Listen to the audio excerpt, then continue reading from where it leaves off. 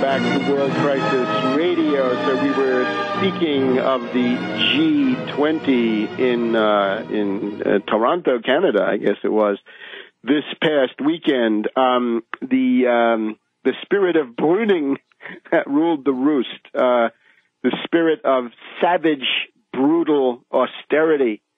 Even though there was a quibble by Obama, he wants other people to stimulate and inflate, even as he tries to make the transition into budget cuts. But the principal piece of insanity coming out of this was you've got to cut your deficits by 1/2 by the year 2013. Well, the current U.S. deficit is $1.5 trillion, and if you want to cut half of that, that's $750 billion.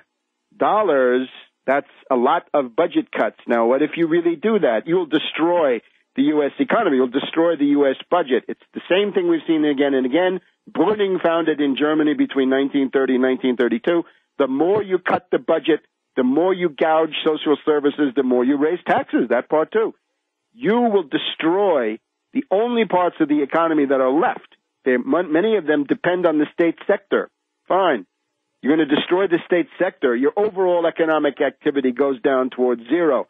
Every time you fire government workers, they cease to pay taxes. They become people who demand unemployment benefits.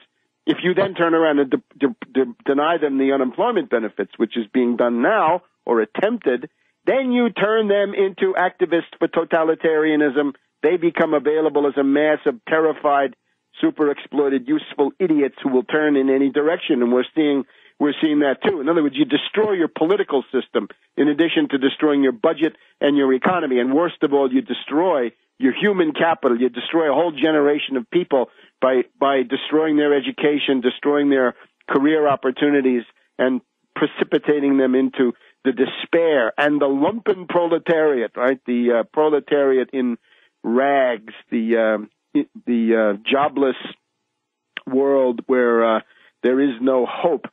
So Obama went along with this. This is a piece of insanity, and this points us toward this very sinister lame duck session coming up now at the end of this year. Watch out for what Obama is going to try to do in November, December, using a mass of lame duck congressmen who have no hope of a political career. They have every hope of a Wall Street career as a board member or a consultant. They're going to be bought, and they're going to vote for the most monstrous stuff.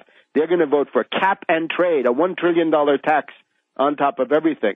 They're going to vote on anything Obama has left over. If it's this financial regulation bill, they'll try to vote for it then. Similarly, in the Senate, you'll find you've already got a number of desperados there who have been booted out, and they're going to be around in November, December. Their terms haven't ended. They can still vote. They can still do tremendous damage in the sense of reactionary politics. Now, the bill that's been in front of the Congress, which we need to point to, is this question of extending unemployment benefits. It's now July 2nd. There are now 1.3 million American wage earners who have been out of work for more than a year, more than 52 weeks. They have run out of unemployment benefits, and the question was, what should happen to them? Should they be destitute? Naturally, the reactionary Republicans, the tools of Wall Street, the gluttons of privilege, the princes of speculation demand, yes, those people have to become a mass of desperate, destitute people available for strike breaking, of course. Look at somebody like Peter Schiff, currently running for Senate in Connecticut. He is on record saying the Depression is an opportunity. Opportunity to do what? To destroy the social safety net and to drive down wages. Well, this is un-American. The American tradition, if you're a conservative or a traditionalist, which these Austrians are not, you will know that the American tradition is a high-wage economy. High-wage economy means high-value labor, high-value added, big real profits. Yes, an absolute profit in the real world is created in particular by well-trained, highly skilled, well-fed, well-housed labor, which can produce tremendous increases in value added to economic production. The mentality of the Austrians, the wage gougers and the chiselers of the social safety net is, no, we want a low-wage economy. We've got to compete with China basically on the same level. You don't do that. You can't do that. You've got to find new technologies that put you several steps ahead. Your rate of technological innovation is the key to your profitability, and that depends on the ability of your trained workforce to assimilate that new science and that new technology. And that's, of course, this is far out of the Austrian purview, right? The Austrians never talk about industrial production or technology or technological innovations. They don't talk about capital goods. They just talk about money, money, money, money, money. Money is metaphysically real. Well, it's not.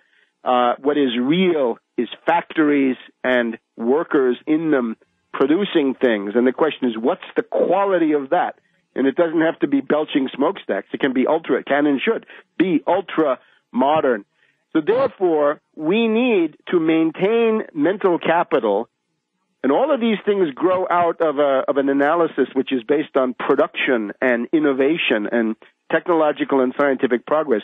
You've got to maintain the ability of your workforce to stay trained and to stay viable and functional. We need the extension of jobless benefits to 99 weeks and beyond if there are people out there. We don't want destitute, desperate people. Therefore, the reactionary Republicans have got to be defeated on this. And whether they come from the Tea groups, the Tea Party, is immaterial. Related to this, the 300,000 teacher jobs that are threatened, same argument. Mental capital, your greatest asset. What else do you have? 300,000 teacher jobs must be maintained, and there's got to be money for that. Another part of the same argument, the health and well-being of people. With Obama's plan for $500 billion of Medicare cuts, we're seeing the first wave of that. There's a 21% cut in Medicare payments to doctors and hospitals. It's outrageous. It's monstrous. There's a regime that gives $24 trillion as a line of credit to Wall Street, and they want to chisel your Medicare by 21%, followed by more cuts. That's got to be rolled back. Obama's got to be defeated on that. And what you see is the emerging united front between reactionary Republicans, extreme right-wing radicals on the one hand, and Obama and his Wall Street Democratic shills on the other. These people are converging more and more on the austerity agenda. You saw it this week with Boehner, whatever this guy's name is, the House Republican leader, the Congressman Boehner, says we've got to start to take measures to raise the retirement age and means test the Social Security benefits. In other words, these are the opening gambits. These don't sound like they're that bad in themselves, although they are, but they're mainly the leading wedge of a campaign to destroy Social Security. And, of course, we've got the reactionary imbecile Sharon Angle out there in Nevada, even though she's been given a political facelift to hide her extreme reactionary right-wing radical extremist positions. She wants to destroy Social Security. It's clear. She wants to destroy Medicare. She wants to take away your unemployment benefits. This is very interesting.